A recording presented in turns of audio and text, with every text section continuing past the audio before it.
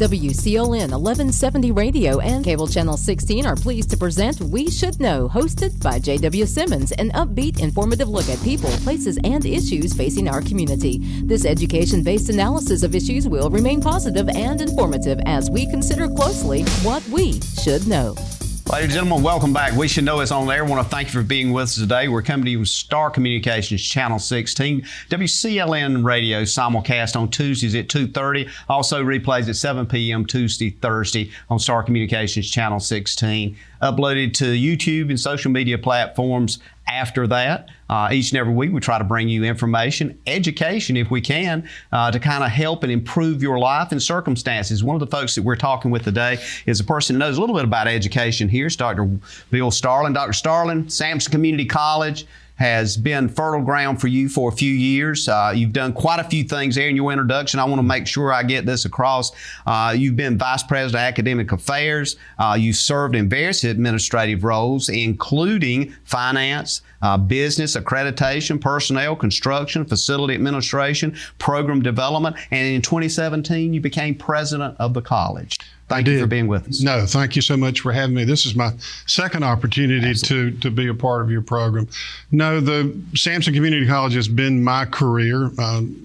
Started as an early age fellow there, and certainly not that now. I have served in all the administrative capacities I think that you could possibly serve in a community college.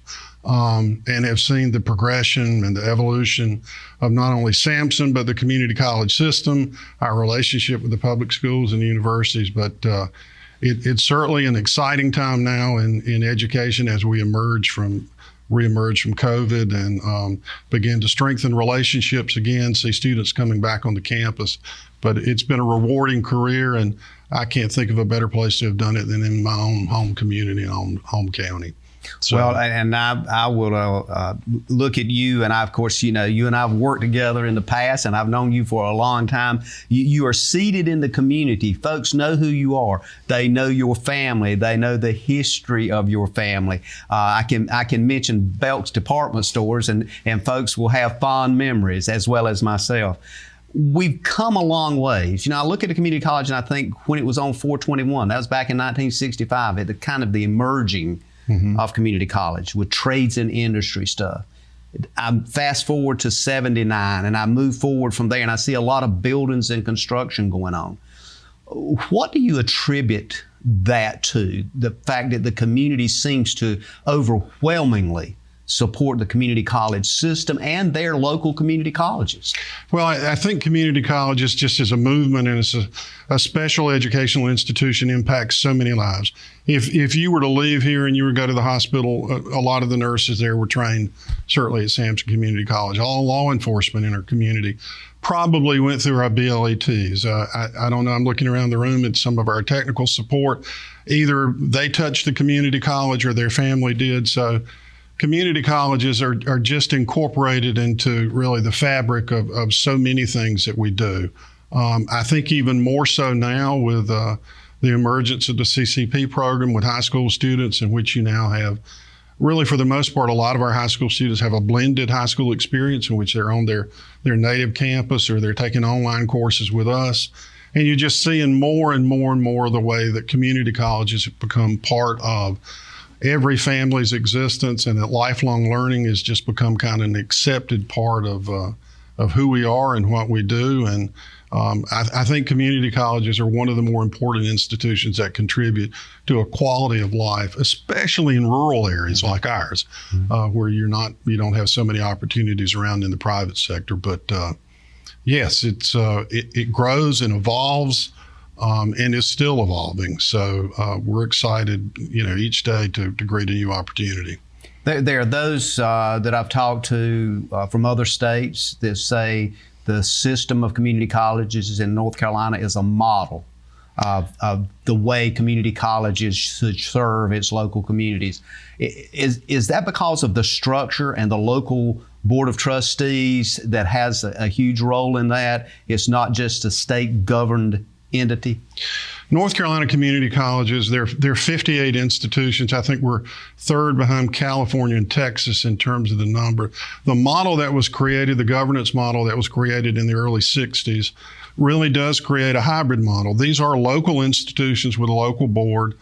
There is a state board, obviously, and there are state policies or whatever, but it really does have a very local flavor. So what you see at Sampson, the culture, the administrative climate or whatever at this institution will be different at Bladen or James Sprunt or whatever. And as you are aware, we run the gamut from Wake Tech, which is probably pushing 30,000 students now, all the way to Pamlico, which is, probably 600 students or whatever. But the community college system in North Carolina was conceived to provide, opportunities all across 100 counties. And we're very fortunate in Sampson, to our early founders, that this county has an institution that it calls its own.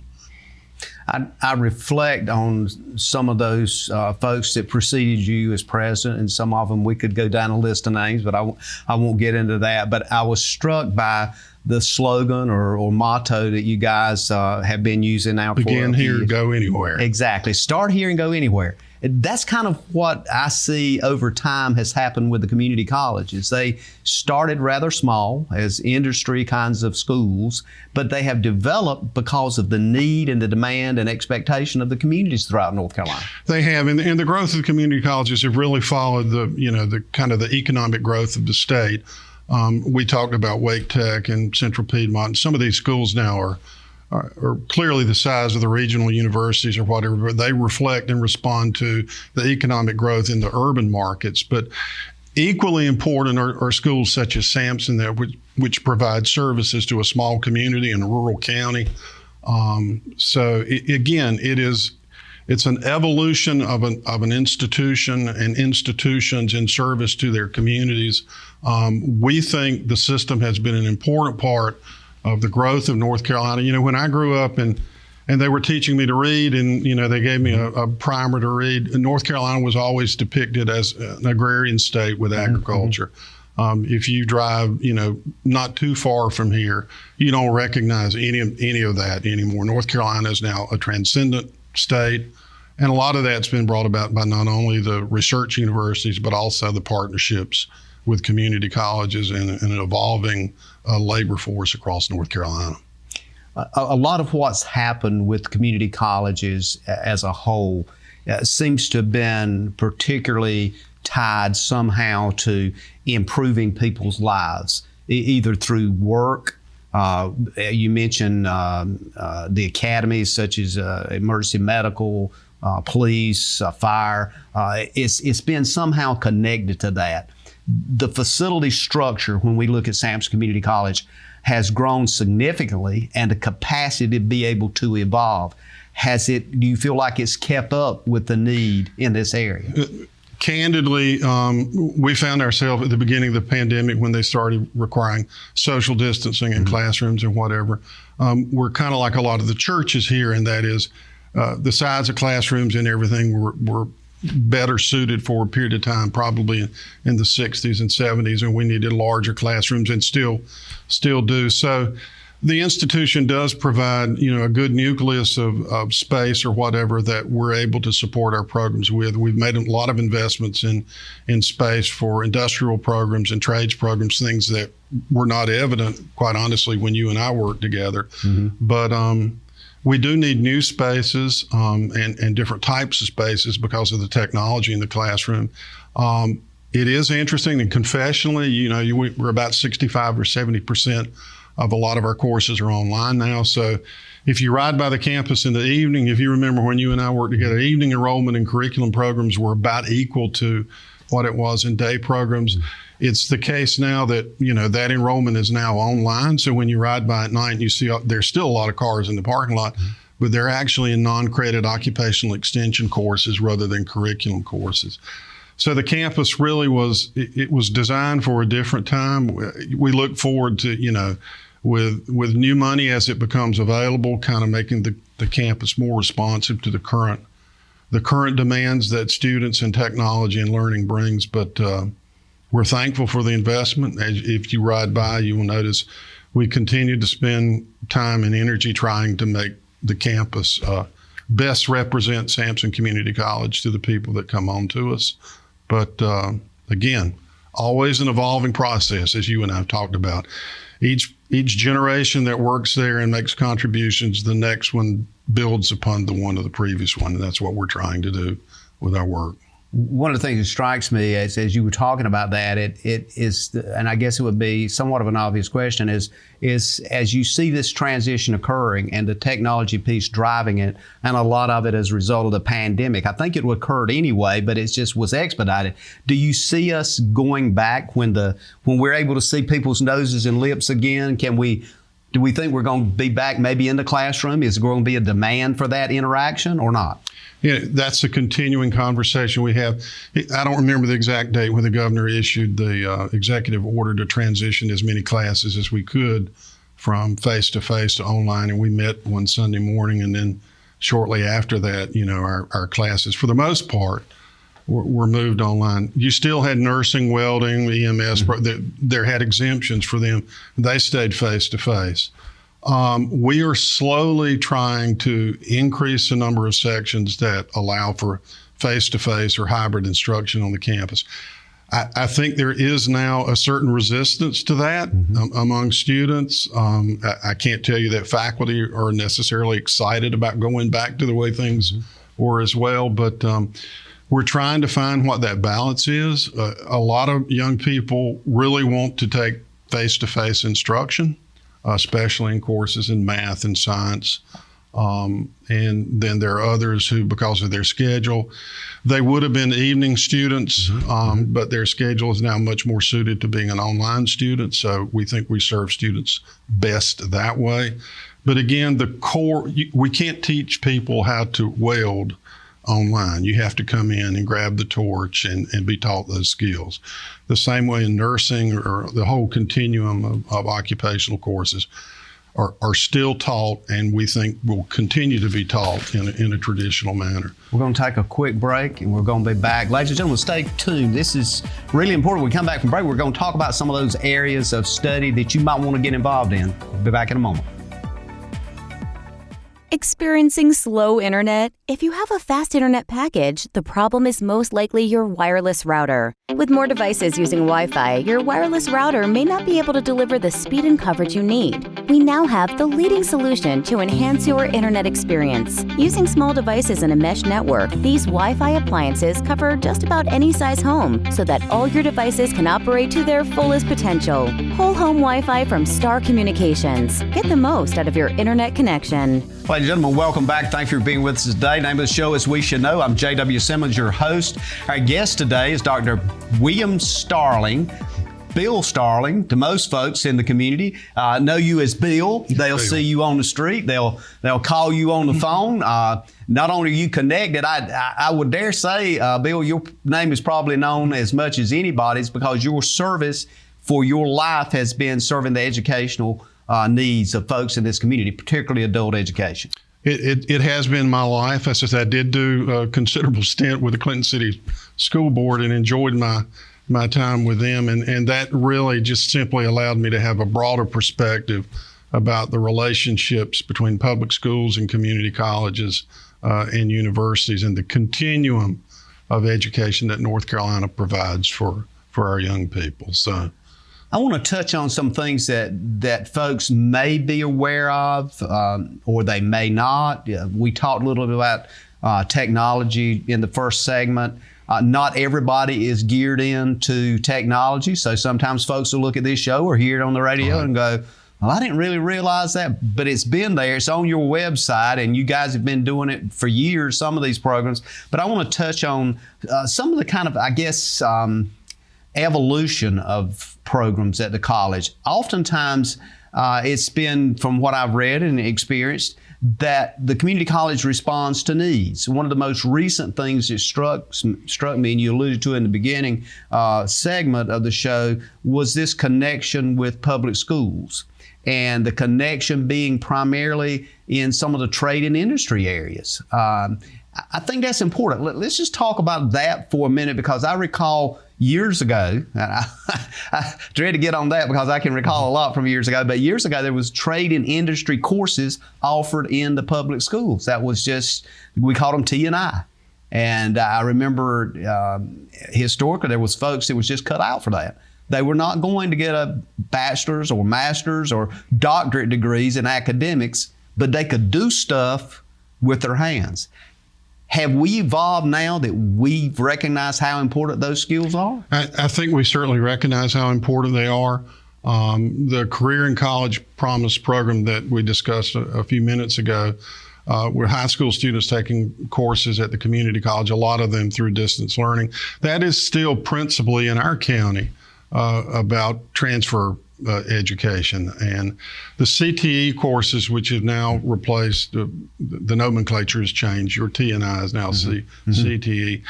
We are making more emphasis in that area. We do see more high school students enrolled dually and so forth in those programs. And that's an area of growth.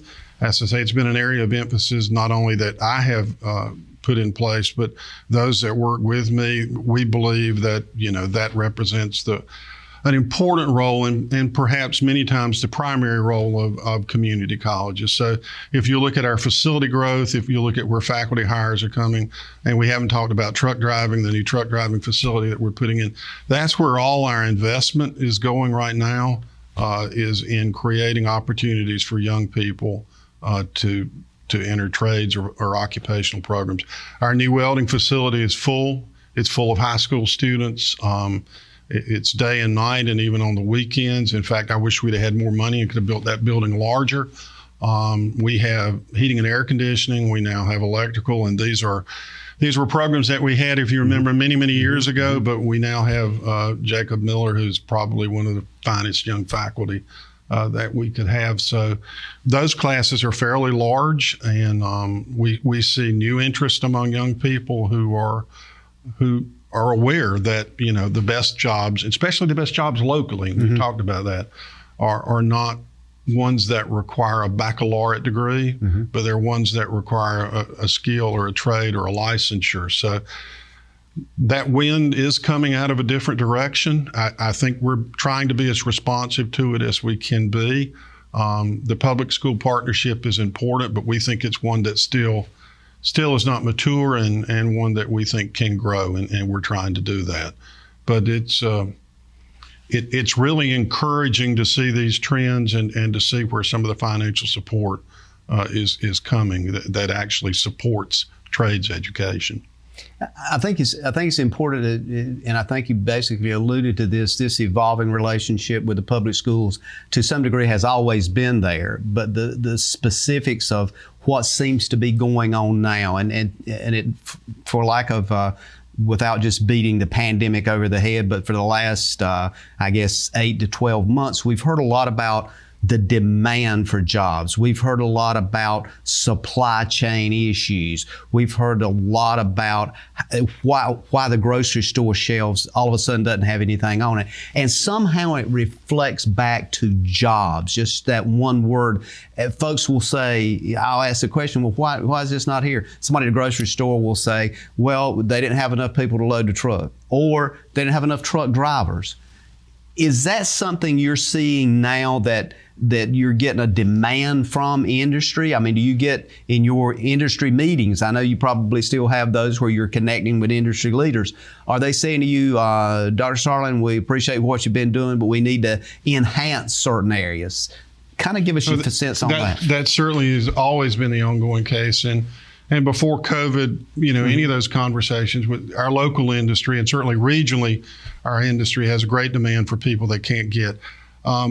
Just as an observation, COVID made this a lot worse. And one of the reasons we know from listening to economists that we have listened to, there are about 100,000 fewer workers in North Carolina right now than there were before the pandemic. A lot of that loss in the labor force are not young people. They're people my age who simply decided during COVID it was about time. So they kind of a health issue. It was a health issue, and it was also just a career issue. A lot of baby boomers have left the playing field, so to speak. And the young people that are moving into there are fewer of them than there were of us. So it's simply, it's not entirely related to COVID, but COVID accelerated what was structurally evident in the economy and in our demographics. That's one of the reasons, and I definitely don't want to stir this, but that's one of the reasons immigration and immigrant labor and whatever is so important to economic growth. There's simply not enough native young people to take these jobs. Unfortunately, industry is willing now to take someone who is willing to work, who has good skills or whatever, and will show up and be someone that they can count on. The emphasis at this point in time of them having the skill is less important than it is just to find the worker that they're willing to train them. They're willing to work with us to train them cooperatively over a period of time. In many respects, and it's a little bit disconcerting, we're competing sometimes for the same people they want. We want young people that want to learn a skill, who are willing to commit to us for a year or so to get a diploma or a degree. At the same time, they're willing to say to the young person, no, if you'll come work with me, we'll start you at this wage and we'll develop your skill set over time. So we're all in the same pond, if you will, trying to catch the same fish. And we all agree there's just not enough fish in the pond. I don't know how this works itself out over time. It's always interesting to me when I turn on WRAL and see the industry announcements that occur almost every day in the Triangle. Clearly, that labor force doesn't exist in the Triangle. So it's attractional, it's moving in. Even our business and industry in this area, because we're kind of, if you think about it, we're ringing a lot of that. So there's an attraction again for labor force here that can move only one county away or commute. So there are a lot of factors that are involved in why we are struggling locally. They're struggling all across the state. They're struggling nationally. How long does it take for us to respond on the other side of COVID as an economy? I don't know. We'll see. There are certainly statements that, in restaurant industries and service industries or whatever, it could take a lot longer than we're even comfortable to project. So I don't know if I've answered the question. But I think it's a good point of discussion, because a lot of folks that I talk to, and I know you do every day as well, I hear people say, I've kind of decided before I go back to work, I want to make sure it's a job that, number one, that I'm interested in, that pays well, and of course that third thing is always have got good benefits. And oftentimes they miss, I think, a piece that's important. And maybe you could touch on this before we have to go to break, but is that piece, am I qualified, and do I have the qualifications to have that job when I find it? And that is important. And we would say to young people, our argument or our spiel was, you can take a short-term, job prospect, but what we would like you to do is invest in yourself so that you're creating a career, that you've got skills that move you into a career path with industry, rather than just becoming someone that comes in just to take a job. And I certainly wouldn't want our industry partners to hear that we're speaking against, and we know that's important as well. But you mentioned a little bit earlier, to someone who's considering a job now, pre-pandemic or a few years ago, okay, certainly in the local market, there may only be one job. Now you have multiple jobs that are under consideration. So you see wage rates being bid up. I don't know that there's any reason to have any national discussion about minimum wage rates going way up, because the market seems to be taking care of that with limited labor supply. And we're even in work study salaries and things like that, we're aware that, we've got to raise wages or whatever, even for young people to even hire them under a work study program. So this all forms a very complicated whole, and it's going to take a while for us to work out of this.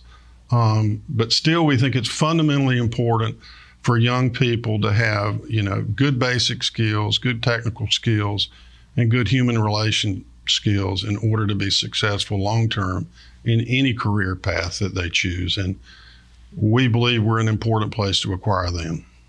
We're going to take another break, and when we come back, I want to follow up on one piece that you just said, which I think is critically important for everybody to kind of get a feel for. Is that idea of investing in yourself. If I look at it from our discussion to this point, that's really what we've been. If we're selling something, that's what we're selling. Which we're selling, right? Absolutely, ladies and gentlemen. We'll be back in a moment. We're talking with Dr. Bill Starling, president of Sampson Community College.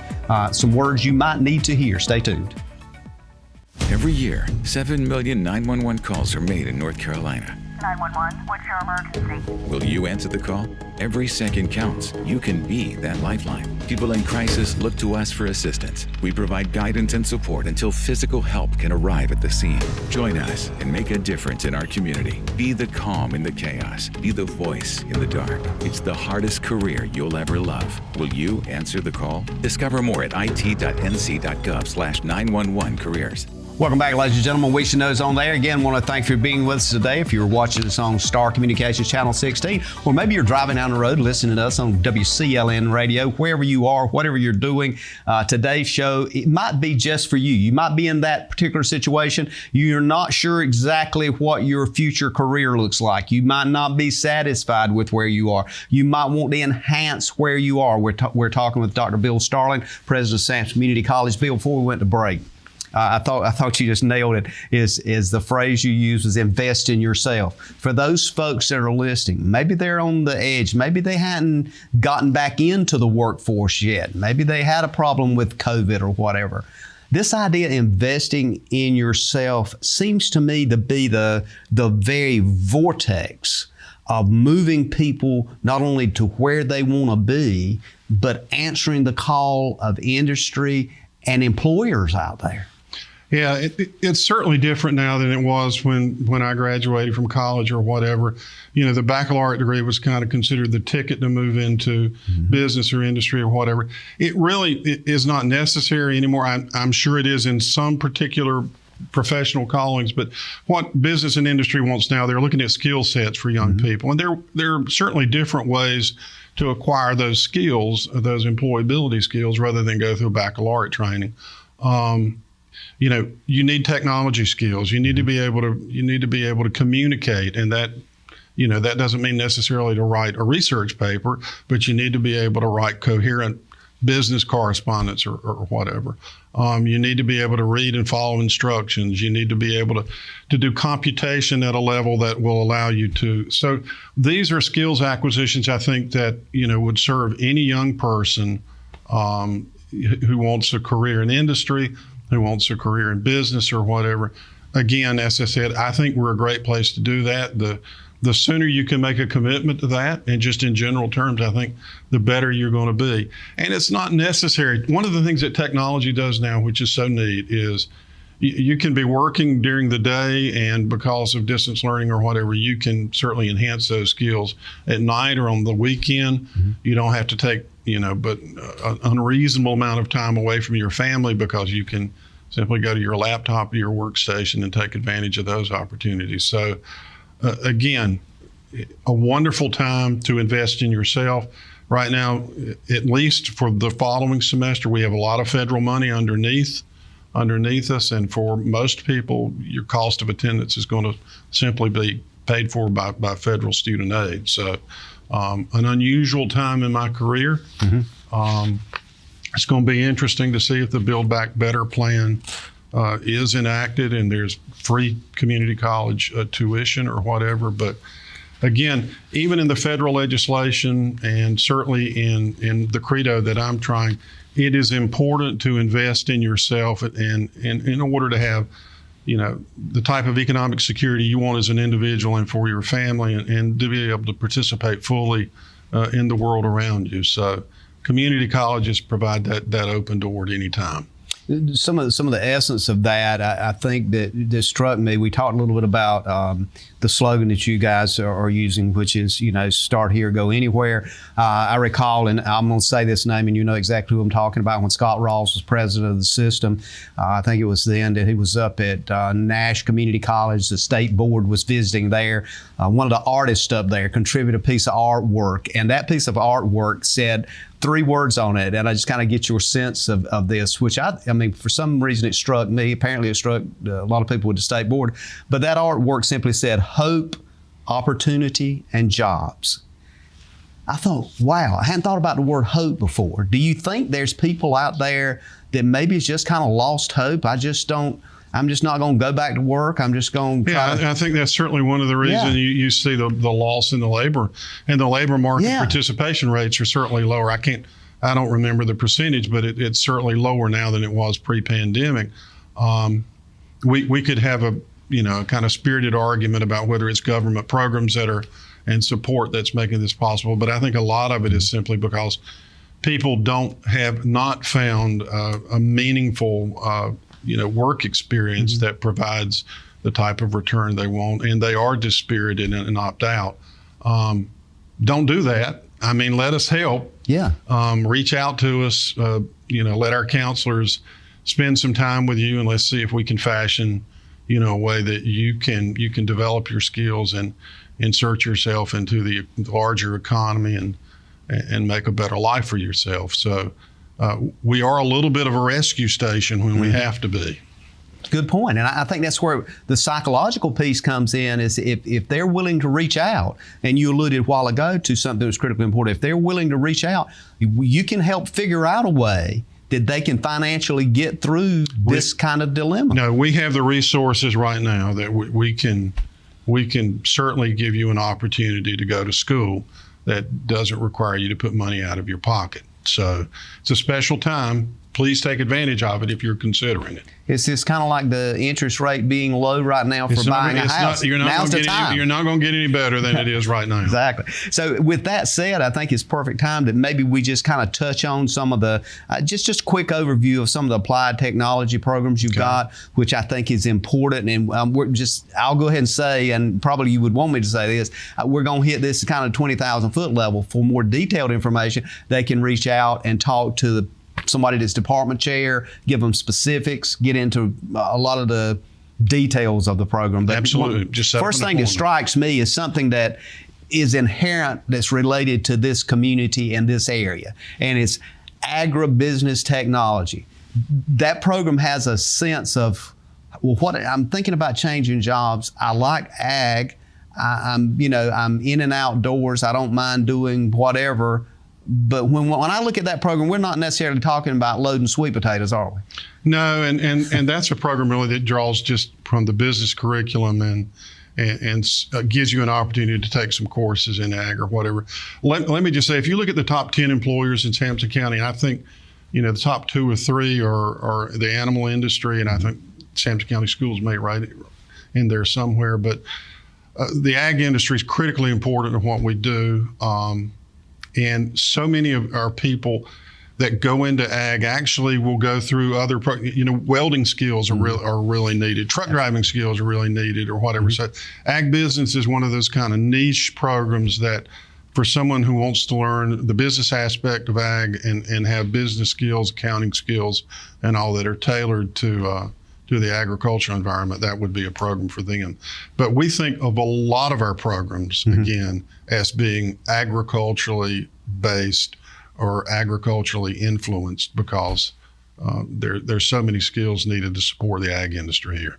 A good point. I think one of the things I've often heard from folks that sat there that talked about ag and the importance of ag, it represents a wide cash stream. And there's a lot of ways to approach that, because there's so much money. As Steve Troxler's been here and talked about $80-90 billion industry for North Carolina. I think it's about 1.3, 1.4 in Sampson County. Yeah. $1 billion in agricultural income. So Sampson is, it's an agricultural county, and you can't take your eye off that. It's a big deal, and it appears that it will continue. Right. The next thing I want to touch on is something that really touches all of us, and that is this seems to be a growing demand in the area of heating and air conditioning. And I'm talking from your personal home to your office to businesses depend on heat and air conditioning a lot. Industry does. Is that something that continues to grow, the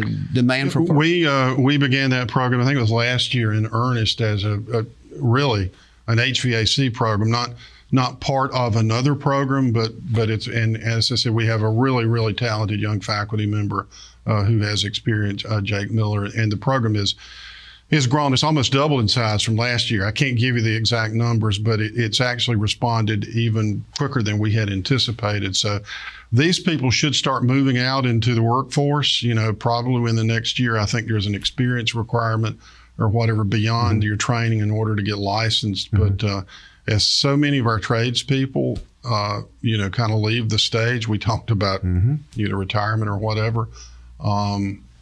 These people are going to be moving in to take their places. So I hope in a few years you can see a lot of new licenses on the sides of trucks in our community, and that's because they went through either the electrical program or the mechanical program at Sampson Community College, and they're there to fill our demands.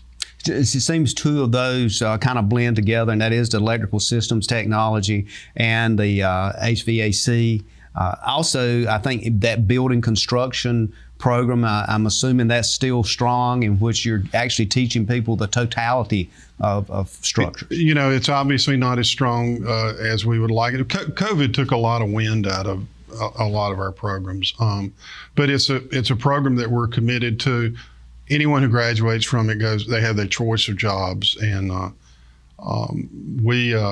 the construction industry, anywhere around us, if you draw a ring of 30 miles or whatever on out, is on fire. So if you're interested in learning, those skills, how to manage construction projects or whatever, we have that program for you. And we're committed to it, and two very, very talented young faculty teaching in that area. So with a lot of construction experience, both of them with GC licenses or whatever. So we think we have good competence there as well. And I think that one of the key things that you've mentioned a couple of times too is the licensure part. At some point in time, folks have to realize that the demand for people that have not only the credentials and a capability of doing it, but also the certifications and license to do it. We both probably know some tradespeople that could build a great building, but they might not be able to pass the licensure test. But now that's kind of requirement before the building goes together. I want to, as we go to our next break, I want to kind of get people tuned in, because I want to come back and open the last segment at the beginning and take it where we can to talk about a truck driving program at Sampson Community College, which is tremendous and fits perfectly in this world of stuff not getting where it needs to be. Ladies and gentlemen, stay tuned. We'll be back in a moment. We're going to talk about CDLs, truck driving skills. Where do you go get it? Right here at your back door. We'll be back in a moment.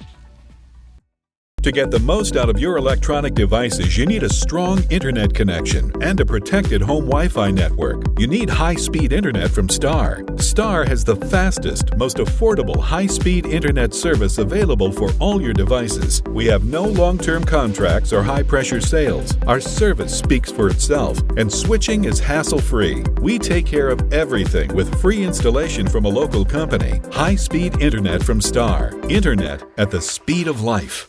Welcome back, folks. We're coming up on the last segment. I want to remind you that your input about this show, what we do, who we talk to, the information that we're giving you, it's very important for you to continue to communicate with us. Our email address is weshouldknowedu@gmail.com.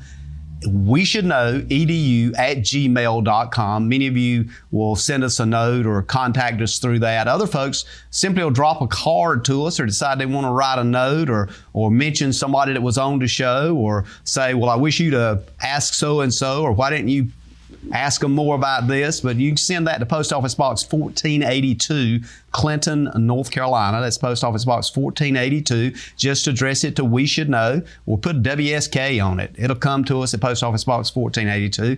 We'll be glad to respond if we need to, or maybe modify something, or reach out and try to have a show for you. It airs on Channel 16. That's Star Communication. Many of you have that cable channel. If you do not, it's uploaded later. Most folks can get it on YouTube or one of the social media platforms. We recognize that folks are getting a lot of their communication on that, so we're uploading information to that. There's replays at 7 p.m. on the TV side. For those folks that listen to radio, and there's many radio listeners out there, WCLN has been a great partner and kind of the originator of this show, so we encourage you to continue to listen to us on radio, and that's at 2:30 each and every Tuesday as it's simulcast with the TV and radio at that time. That's the origin of the show. Today we've been talking to a person that I know has got a lot of information that is near and dear to people's heart because it touches their pocketbook. It does. And money touches everything, and jobs are critical to that. Dr. Bill Starling, president of Sampson Community College. Bill, there's just so much I could talk to you about. It's kind of bothers me coming on the last segment, but these guys remind me if we really get into it, we can go into what we call overtime. But I want to, for your time, I know you're a busy guy, so I want to try to keep it context. I want to start the last segment to get into a program that started, I know, a decade or more ago because I happened to be there, and it was the truck driving school. At the time, it was interesting because there was other truck driving schools, I think maybe one or two in the state, and all of a sudden we started seeing some trucks on campus, and then a guy showed up by the name of Fred Stamey, and last conversation I had with Fred and looked at some of the things that's going on campus, I didn't recognize it because it's totally exploded from where it started. Talk to us about truck driving, how important that is. Well, let me talk about one of the things we mentioned earlier, and that is how we build on the contributions of people before us. That's right. The Prestige Farms made a donation, I think it was originally of 2 older trucks that they had in their fleet some decade ago.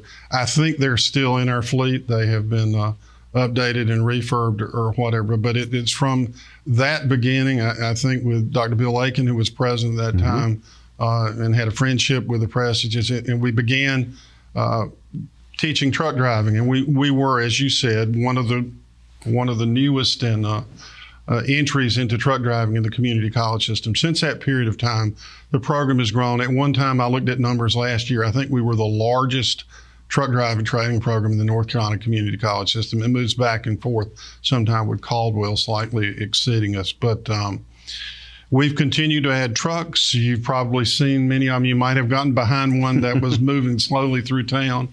And thank you for your patience as we train drivers or whatever. But truck driving is a significant program for us. I think we graduate around 140, 150 CDLs each year, with the hope that we're going to raise that number significantly as we move to a new truck driving facility, which is in the industrial park. As part of our ongoing conversation with business and industry a few years ago, we had a donation of 12 acres from the Clinton 100 Committee where we're beginning the new industrial site. We're investing around $4.5 million right now to create a truck driving facility. We are buying an additional 29 acres, which will complete a new campus acquisition, actually in the industrial park. We are behind and kind of neighbors with the county's acquisition and their industrial expansion. It's an extension of Industrial Drive. We've had appropriations from the General Assembly to extend Industrial Drive. We have a pending additional $1.5 million in the comprehensive budget. If the governor will sign it, hopefully we can come to terms that will give us additional money there. But we hope to move all the trucks that you see that are on the campus right now. We hope to move them a little after Christmas. There's a building, a 4,000 or 5,000 square foot building going up out there, which will be available in March. Truck driving is going to move off of the campus out to the new transportation annex or whatever. And the new acreage out there allows the campus. I'm trying to position the institution for opportunities in the future. And when I say I want to make sure that the Board of Trustees are included in that, because this is a shared vision that we all have, that we have adequate space and all to provide trades program and occupational programs that we can't have on the current 50 acres. So it's a really exciting time. This is expensive, but we've been able to do this by using NC Connect bond funds, an EDA grant that Lisa Turlington was instrumental in writing and procuring a number of donations from private foundations. But at this point in time, this is all on the community college and our fundraising efforts. We think it'll provide an important opportunity, a regional training site, quite honestly, for truck driving, and an opportunity to create other programs that will need that kind of space. We may even do law enforcement. It's big enough to do a BLET driving track in or specialized training in. So these resources don't exist in and around our area. So we're excited about what this campus is going to do. Such a perfect location. I want to kind of give people an idea. We're talking the area that is off of North Boulevard. Right. You turn in there close to the State Employees Credit Union. You can go in that way or turn in off 421 and come in from that direction. It's just, to me, it's a prime area. I was excited the county kind of secured that property. And that's to say, we now have acquired, we haven't signed the deed yet, but we've acquired the residual parcel that's to the right of them. But I think this is a really good example that shows, from the earliest stages when we had a business college partnership or whatever, how that has grown until you see the program that we have today. Again, accolades to Fred Stamey for his leadership, but there have been others that have supported him and a host of, instructors who are too numerous for me to remember, and I'd omit somebody if I tried to do that. But I think it's a program and an accomplishment that a lot of us can be proud of because it happened because of an accumulation of work over time. So. Absolutely, and I think the fact that it had the business partners' contribution to it in the community at the very beginning and the origin of it helped that program to grow. One of the things I would mention too is, to some degree, the answer to the more these folks to become CDL certified, the more trucks we see on the road, it answers that supply chain issue to get stuff to the store so we can buy it, to get Amazon's truck. I mean, a lot of these people have to have the same certification, so I think that's important. I want to touch on something you mentioned. I've got to reflect. It's a little over $400 to complete the program. It's the lowest cost program in the state. So anyone who's interested in truck driving, you can't beat the price and you can't beat the availability. Some of the private schools is thousands of dollars, and we do it for a little over $400. And we're talking salaries that range in $70,000 plus or minus range. Yes, we have a trustee who's in the trucking industry, and Catherine has given us the going rates. And Bill, I think you've done an excellent job. I've thought about this quote when you were hired as president. Chuck Spell, I'm going to call Chuck's name out again. Maybe he might not come back on the show, but I'm going to call it again. One of the things he said was quoted in the paper. He said, we want to make sure that Dr. Starling pushes Sampson Community College forward. I would say that Dr. Starling has been pushing Sampson Community College forward for several decades. And I'll just kind of leave it there. And this truck driving school is just one example of that move into college forward to fit not only the needs of the community, but the larger needs of the state of North Carolina. We hope it does. And one of the things I want to do to be politically correct, and this is important, we have taken risks since I've been in this position or whatever, but I've been able to do that because the trustees have supported the vision and the risk taking. So my compliments, Ted Thomas is Dr. Thomas, our current chair, but for those who've been members of our board and have been encouraging or whatever, this is all a shared vision and a sense of shared accomplishment. It's an ongoing accomplishment, Bill. I think it's going to be not only important to the community and every person in the community, but also answer a lot of questions that's being asked. The answer and solution can be found at Sampson Community College if you're willing to go out, take the time to sign up and get involved. And I encourage everyone to do that.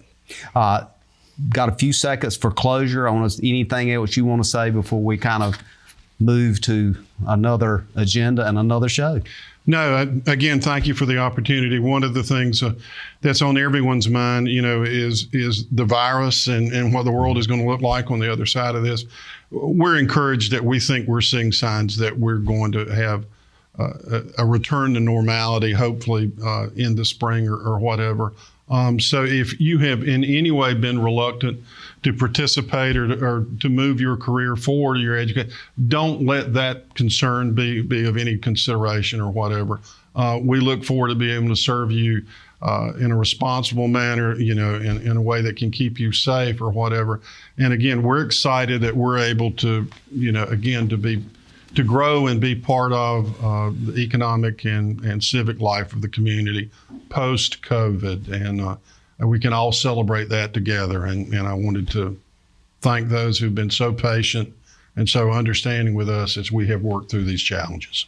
Well, again, thank you for being with us, and we look forward to having you back anytime you got something going on you want to talk about. We may see if I can get Fred Stamey in to get a more detailed look at that truck driving school as it evolves. Okay.